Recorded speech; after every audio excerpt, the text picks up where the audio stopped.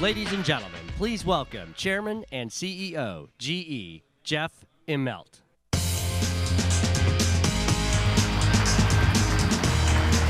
Thank you. You know, if you grow up in GE, you just love big iron, so I always love to see this. But the most interesting story might be exactly how the team got it in this room to begin with. But, you know, it's what I love about leading GE is our team always takes a challenge. So thanks to them for getting it here. Thanks to all of you, our customers and our partners, and the great GE team for being with us today. Kind of the second anniversary of talking about the industrial internet and putting in some context. So welcome to all. It's great to have you in Chicago. So I'm just going to start at the very beginning of our thinking is that what is this all about and what is technology and performance today? And it's really the physical world of which GE's been a part of for more than 100 years, which is material science, systems integration, designing products that can operate in harsh environments. And that is really the genesis of GE. And meeting the analytical world, which is where, with the power of sensors and analytical technology, is really allowing us to achieve higher performance levels. And it's this integration between the physical and the analytical that is going to come together to provide enhanced performance for our customers, with the dream of no unplanned downtime, better asset optimization, better enterprise optimization. And that's really how we come to this. And so it's our thinking and the way we're investing to say that the separation between these two, those days are over, and that every industrial company is going to have a big footprint in the analytical world in order to provide real benefits and outcomes for our customers. And that, if you leave here with nothing else today, leave here with that thought in mind. So where we were a year ago and kind of what we've been executing on and where we've been thinking about just a methodical business model build out, which is the way GE approaches initiatives and things like that, is kind of a deep market-based strategy focused on customer outcomes. So, we're always led by what's going on in the marketplace, what's on our customers' minds, how we can do a better job of fulfilling their needs. Creating a disciplined business architecture. In other words, whatever we do in the company, we want to be repetitive. We want it to be something that customers can count on as time goes on. We recognized early on that we cannot achieve anything in this space without partners. So we've attracted some world-class partners and some people that we think can be phenomenal as time goes on. Consistent offerings. So we already have a big service footprint. We look at this as a way to enhance our service business inside GE, where we have a big backlog and existing relationships, and so that is absolutely critical. And just this service transformation that is really important as time goes on. So market-backed, disciplined execution, partners are a big part of what we do, consistent offering stream, and transform our service relationships. That's really how we thought about this a year ago, and that's how we think about it today. Now, again, what's the industrial internet? What are the pieces that are important? It's smart machines. So all of the technologies we have today have the context of sensing technologies that are married with the physical world. So smart machines, brilliant machines. Advanced analytics, so the power of analytics, which has rippled through the consumer space, is now very relevant and very real in the industrial space. And people at work, mobility. So we have tens of thousands of service people. Our installed base is in every corner of the world. I just got back from a trip to the Middle East where we took the third largest order in the history of our power business in Algeria. So we have products and technologies in every corner of the world, and we need mobility and we need people at work. The promise of this strategy is reducing or eliminating unplanned downtime, which I'd say to our industrial customers in the room today, whether you're a locomotive or a railroad or a hospital or an oil and gas company or an airline, this is the holy grail of operation, is having assets that don't fail and that operate in a very cohesive way in the world that they're in, the enterprise that they're in, to drive great outcomes. And for the economy, we think this is going to generate higher productivity for our customers, more jobs, more benefits. And so we think there's a macro story that's behind the industrial internet just like there's an important benefit directly for our customers. And so this is what we believed a year ago, and this is what we've seen accomplished and seen be important in the world we're in today. Business architecture, business model. How do we think about doing this in a repetitive basis? How do we make it kind of a GE-style business and a GE-style operation? It starts with domain. We love these industries. We love these industries. Healthcare, power, oil and gas, water, aviation, transportation. These are businesses that we've had depth in, that we've got customer relationships in, where we've got awesome backlogs and customer connections. And so I always start everything with the fact that we see this as being a deep domain activity in industries and businesses that we love and customers that we have shared interest in. So that's foundational for us. The technology. What Bill's going to talk about in a minute here is the Predix kind of application software, the basic building blocks. They're going to allow us to write applications. They're going to allow us to deliver new applications and software rapidly that are going to have kind of machine aspects. They're going to have intelligence and analytical aspects. And so we have now a foundation, a technical foundation, that's going to allow us to increase the number of offerings we do each year, have them high quality, have them user-friendly in ways that can be replicated frequently. Strong organization. So we've, both from a technical standpoint and from a commercial standpoint, we've kind of looked at this as a build versus buy process. So we've tried to attract some of the industry's best talent, and these are people that share our interest in domain. And so we found that we're able to get great talent and add them to the existing GE talent. So in many ways, this is very much about great human resources, both commercially and technically, and we've been very diligent in ways to do that, and then adding that to the great GE Foundation. So ultimately, in our Center of Excellence, we'll have 1,000 scientists and technologists, but they then become part of almost 10,000 GE software engineers that are working across our many domains. So strong technical talent with broad domain talent we think is key. And then ecosystem.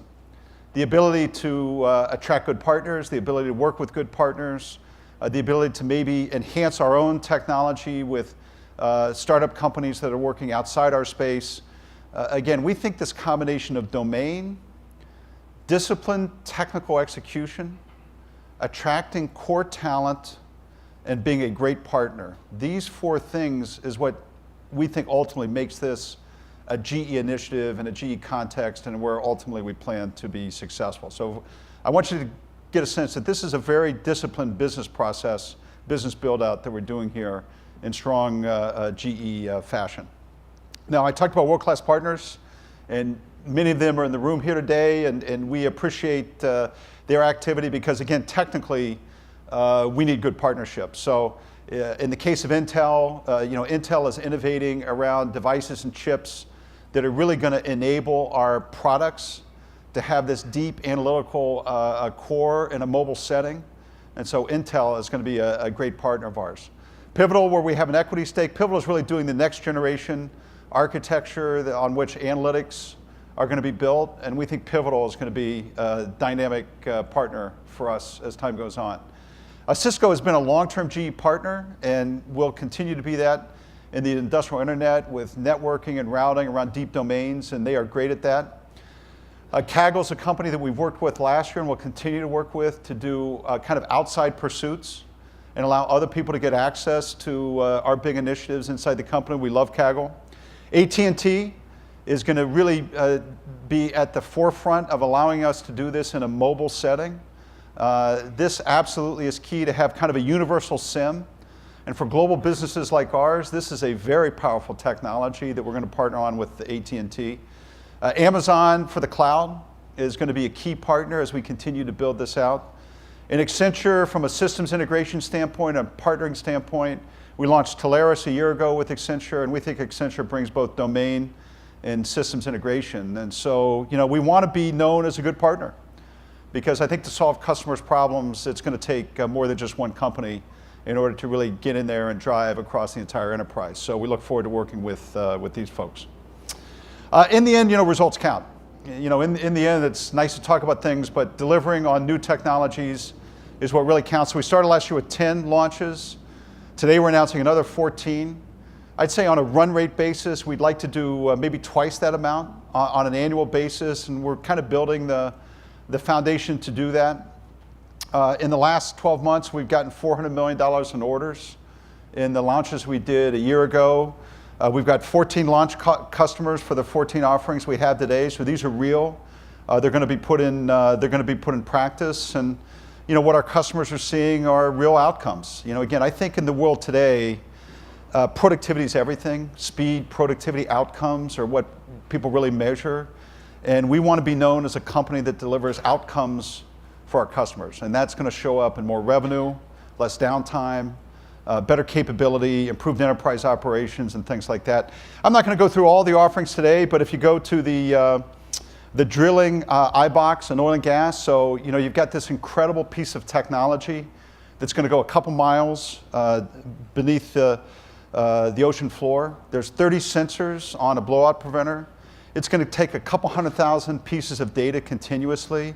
And what we're trying to build with our customers in the oil and gas space is the ability to model these parameters from a control system standpoint and be able to watch this real time to see how the asset is operating, what kind of surges it's seeing, and be able to really take the place or extend maintenance cycles and make the maintenance cycles more meaningful, and just have an overall, I think, comfort in how the asset's operating from a remote standpoint.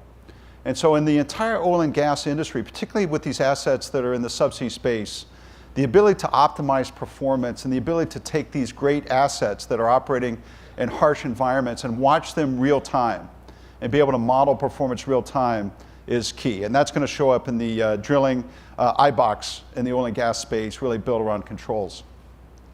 Over here is the CT scanner, and the CT scanner, what I'll talk about here is the cloud imaging that healthcare is doing. I mean, these things are creating an immense amount of data, kind of more than 150 million different pieces of data. They're so powerful. It's hard for radiologists to use the power of the technologies that we have. One of the big technologies from an operating standpoint is to do a post-processing step so that radiologists, after they do the imaging procedure, can then model data, model the image, and do it in a way that they can make better diagnostics. And so it's key to do that post-processing. We want to do that in a cloud setting so that they constantly can download applications and they can have a great sense of getting the most out of this asset as time goes on. So this is a kind of an enterprise operation. So this will help the entire radiology suite, whereas the iBox is really going to help that blowout preventer operate to its maximum potential. So this notion of asset optimization and operations optimization, how do you make the asset really run better? How do you make the entire enterprise run better? That's where our launches will continue to be, kind of sold through our service operations. So this is all about the customer and all about outcomes. Here's just a couple customers that we worked with in the last year. PSEG is one of the big public utilities on the East Coast. We did the Flex Advantage, which allowed them to get more output and more efficiency in their setting, dollars to the bottom line. At GOL, one of the biggest airlines in Latin America, we did fuel and carbon solutions where we really modeled how they were able to use fuel more efficiently. Again, if you looked at the GE installed base of jet engines, a 1% advantage or 1% gain in fuel savings is $2 billion of profit to our airline customers every year. So very small changes drive very high outcomes for our customers, and that's GOL. At St. Luke's is a place where we've done kind of the hospital operations management, and they made great strides in terms of their hospital operations and wait times and quality, and have become one of the preeminent hospitals in the region. And CSX Trip Optimizer, again, working on fuel savings, very real application and saving tens of millions of dollars in their settings. So, the bottom line is more productivity, more speed, higher quality, more revenue, and each one of our customers is seeing this activity. And we think ultimately this is the future of our service business. So it's all about outcomes. In the end, that's going to be the tail of the tape with this initiative. Now, I would say, each individual customer can benefit, But we also think that there's opportunities for the industrial internet in broad systems. This kind of shows a context we call brilliant machines, and this is really wind turbines with advanced controls that have remote monitoring and diagnostics that are integrated into a system that gets the electricity into the grid. Now, some of the more recent projects with wind turbines in the United States, people have been able to quote under 5 cents a kilowatt hour. When we acquired the wind business 10 years ago, this was 30 cents a kilowatt hour, 30 cents. Now you're getting quotes under 5 cents a kilowatt hour, right? So this is pure economics. And it's because you can optimize the wind sweep, so we can actually have wind turbines that talk to each other and can real-time change the shape of the wind blade in the curve. We can optimize how to get that on the grid. I mean, one of the big issues that wind has, it doesn't blow all the time, so you have to get this on the grid on an orderly basis. We can make sure it's got maximum uptime because this is a very hard thing to fix because you're going kind of a football field in the air in order to fix it, and you can get more revenue. So as we've applied the industrial internet into big systems, we are seeing economic benefits that are just game changers in terms of how our customers operate and where they go. So on the customer piece, I just want to emphasize again that outcomes, systems, asset optimization, enterprise optimization, this is the way I think we reinvent the service business. Here is our service business. Again, we've got a massive installed base of industrial assets. We've got win-win relationships already with our customers. We've got a $160 billion backlog and about a $45 billion business. And the way we measure success is going to be in demonstrable customer benefits. So we want this to be a place where we create a win-win relationship with our customers. Growing revenue per installed base and executing, we have these long-term service agreements where we have real execution goals for our customers in terms of uptime and fuel performance. And we have to accomplish all that. And again, grow our software business as time goes on. But the reason why we're doing this is, we don't see GE becoming a software company per se and things like that. This is, for us, all about how we enhance our customer relationships. The industrial internet is a step along the way to being a more valuable supplier, providing better solutions, and analytics is a method in that approach, not an end game in that approach, right? That's basically why we do this, why we're here, and what we want to generate. So this is a big asset. It's important to our customers. We have win-win relationships with our customers, and ultimately that's how we can be successful as time goes on. So it's really about the big thought on industrial internet, big system thought on industrial internet, brilliant machines, analytics, mobility. We built a business model that we think is robust and repeatable.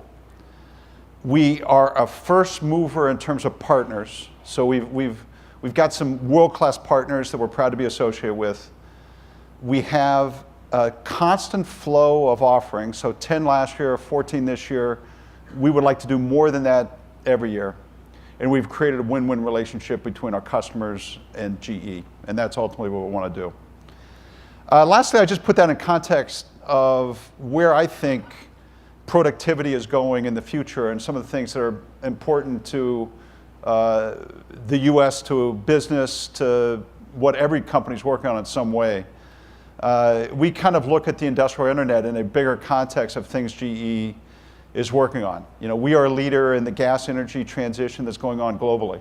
We see an immense number of finds. We see energy that's being very I would say, robustly developed where gas is in the lead, and moving gas to the places that are most needy and things like that is a big part of where GE is investing and has invested.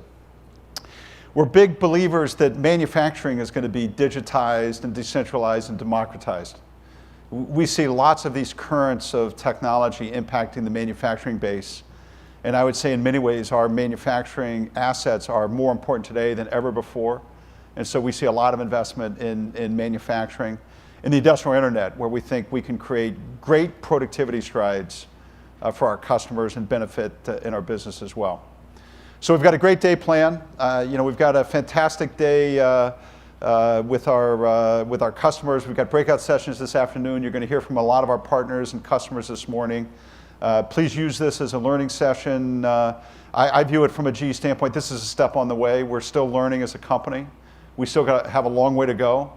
But I think if you start with this premise that the physical world and the analytical world can no longer be separated, they have to be integrated. If that's the premise you live here with, GE is positioned to be a key partner in that way. So thanks for your attention. Thanks for coming. I look forward to a great day.